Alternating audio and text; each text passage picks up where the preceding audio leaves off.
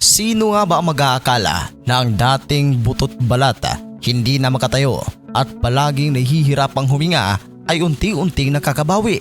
Matapos ang matinding pagkikipaglaban sa sakit, unti-unti nang bumabalik ang kanyang lakas at tumaba na. Pero paano nga ba nalampasan ni Kris Aquino ang isa sa pinakamabigat na laban sa kanyang buhay? Ano ang naging susi sa kanyang pagharap sa tinatayang 9 hanggang 11 uri ng autoimmune disease na matagal na nagpahirap sa kanya? Alamin natin ang kanyang naging paglalakbay at ang mga hamong kanyang hinarap sa video na ito.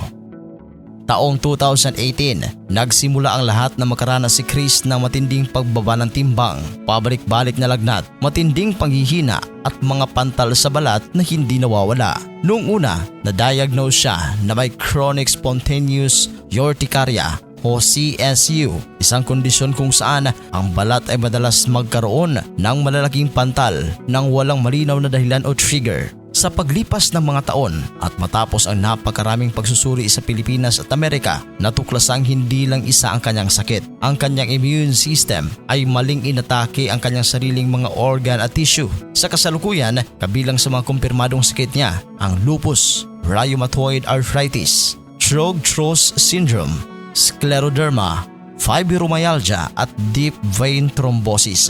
Dahil seryoso at maaring maging banta sa buhay ang kanyang mga sakit, napakalaking medikal na hakbang ang ginawa at patuloy na ginagawa ni Kris. Nananatili siya na mahigit 2 taon sa Estados Unidos upang magpagamot sa mga world-class na espesyalista bago bumalik sa Pilipinas upang ipagpatuloy ang kanyang laban kasama ang kanyang mga lokal na doktor. Sumasailalim siya sa mga serye ng chemotherapy level na gamot at antibody infusions upang pawiin o patuloyin ang mapaminsalang aktibidad ng kanyang immune system. Sumailalim siya sa mga medikal na operasyon kabilang na ang paglalagay ng PICC line at port A cath para sa mas madaling pagpapasok ng mga gamot sa kanyang ugat. Noong unang bahagi ng 2026, nakaranas pa siya ng komplikasyon kung saan sandali siyang huminto sa paghinga, ngunit matagumpay siyang nailigtas ng kanyang mga doktor. Dahil bagsak nga ang kanyang immune system dahil sa mga gamot, si Kris ay nakatira sa isang kontroladong kapaligiran na napaliligiran ng mga HEPA air purifiers upang maiwasan ang anumang impeksyon na maaaring magdulot ng panganib sa kanyang buhay. Ngayong taon, unti-unti na siyang nagsisimula ng physical medical rehabilitation upang maibalik ang lakas ng kanyang katawan upang makalakad ng mag-isa nang hindi madalas umaasa sa wheelchair. Idineklara ni Kris ang taong 2026 bilang kanyang rainbow year dahil sa kanyang positibong pananaw at pag-asang magkakamit niya ang remission sa susunod na 18 hanggang 20 buwan.